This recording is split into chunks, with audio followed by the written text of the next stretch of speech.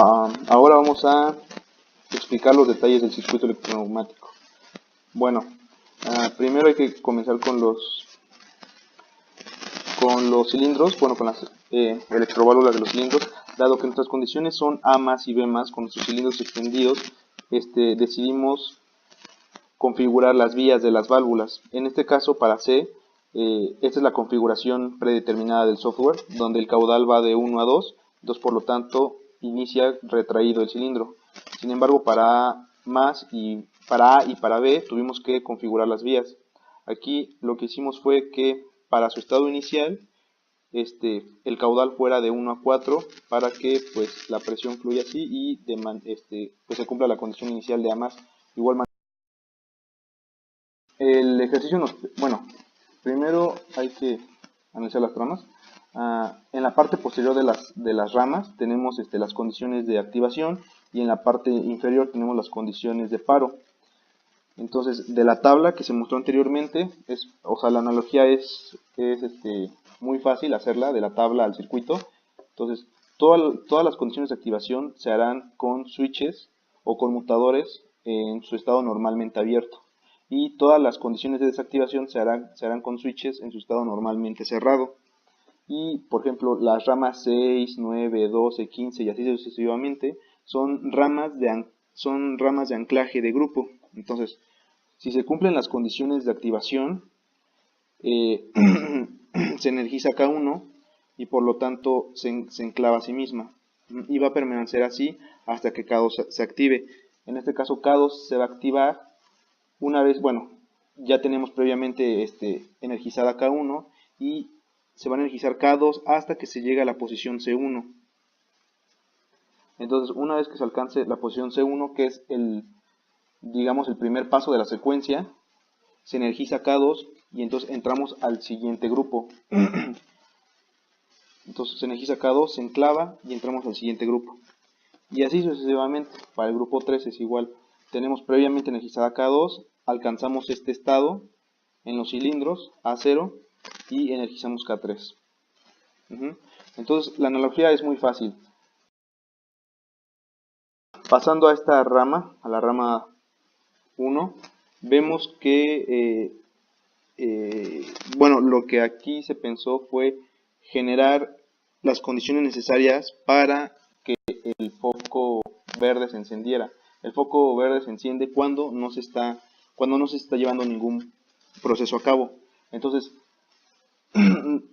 dado que el proceso no se está llevando a cabo, estos switches están normalmente cerrados.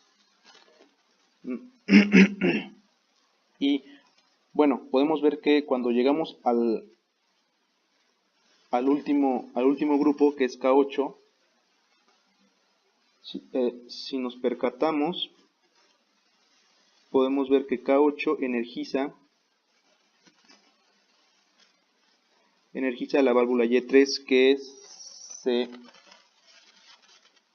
B+. Entonces, dado que nuestra última posición va a ser B1, pusimos aquí como última condición B1, para que cuando B1 se alcance, quiere decir que ya llegamos al final de nuestra secuencia y entonces ya todos los grupos están desactivados y entonces se enciende el foco verde. Ok, ahora vamos a pasar a la parte de los solenoides. De igual manera como en la tabla anterior, son condiciones de inicio. Aquí son solamente condiciones de inicio con normalmente abiertas, son switches normalmente abiertos o conmutadores en su configuración normalmente abierto. Y para Y5 y Y6, dado que son inicios de grupo, C más y C menos, pues los grupos se ponen en paralelo. Ahora, para el foco rojo, lo que hicimos fue hacer como lo mismo, pero con condiciones OR. Entonces, siempre que el proceso se esté llevando a cabo, va a haber al menos un grupo activo. Entonces, eso es lo que provoca que siempre el foco rojo esté activado. Por ejemplo, si se activa K1, eso va a terminar K1 y entonces va a activar K2, lo que va a hacer que siga la rama. Entonces, damos switch acá, se energiza K0 y por lo tanto se cierra. Entonces ya este switch ya va a ser válido como interruptor. Entonces lo apretamos y empieza a realizar la secuencia.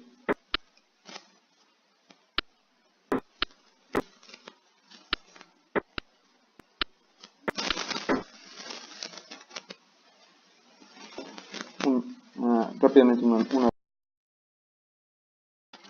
bien, aquí ya podemos ver que si se cumple la secuencia. Estos son las condiciones iniciales, A más y B más. Entonces C más, C menos, baja A, C más, C menos, baja B, C más, C menos, sube A, C más, C menos y sube B. Como pueden ver, pues al final regresamos a las condiciones iniciales donde A y B están extendidos. Lo primero que tenemos que hacer es definir nuestras entradas, nuestras salidas y nuestras memorias. De manera rápida podemos definir a las entradas como interruptores o señales que vienen de los sensores. En este caso podemos ver cómo tenemos a los interruptores Start 1 y Start 2. Podemos ver los estados, que son los sensores de estado, y luego como salidas siempre vamos a tener actuadores o solenoides, LEDs, etc. En este caso nuestras salidas van a ser los solenoides que van a activar los cilindros. Recordemos que Y1 es A más, Y2 A menos y así sucesivamente.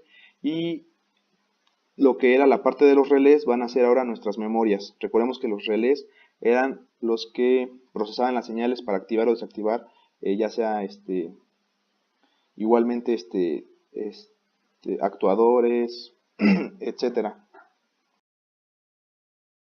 De la tabla que se mostró anteriormente, la analogía es muy fácil hacerla de la tabla al circuito. Entonces, todas las condiciones de activación se harán con switches o conmutadores en su estado normalmente abierto. Y todas las condiciones de desactivación se harán con switches en su estado normalmente cerrado.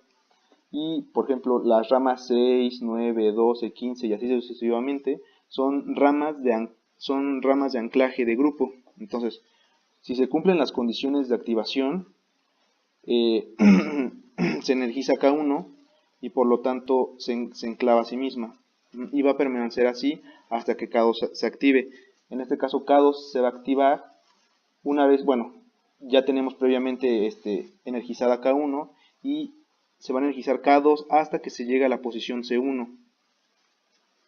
Entonces, una vez que se alcance la posición C1, que es el primer paso de la secuencia, se energiza K2 y entonces entramos al siguiente grupo. Entonces se energiza K2, se enclava y entramos al siguiente grupo. Y así sucesivamente. Para el grupo 3 es igual. Tenemos previamente energizada K2 y debajo tenemos las condiciones de desactivación y con sus respectivos anclajes. Pasando a esta rama, a la rama 1, vemos que lo que aquí se pensó fue generar las condiciones necesarias para que el foco verde se encendiera. Y debajo tenemos las condiciones de desactivación y con sus respectivos anclajes. Pasando a esta rama, a la rama 1, vemos que lo que aquí se pensó fue generar las condiciones necesarias para que el foco verde se encendiera. ¿Qué es B más? Entonces, dado que nuestra última posición va a ser B1,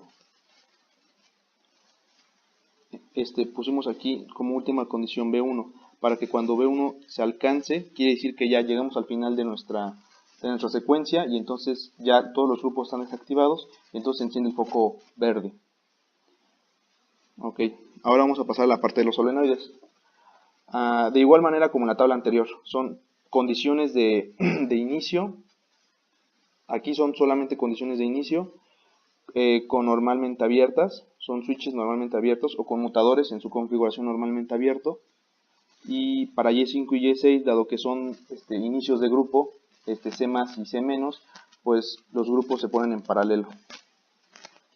Ahora, para el foco rojo, lo que hicimos fue hacer como lo mismo, pero con condiciones OR. Entonces, siempre que el proceso se esté llevando a cabo, va a haber al menos un grupo activo. Entonces eso es lo que provoca que siempre el foco rojo esté activado.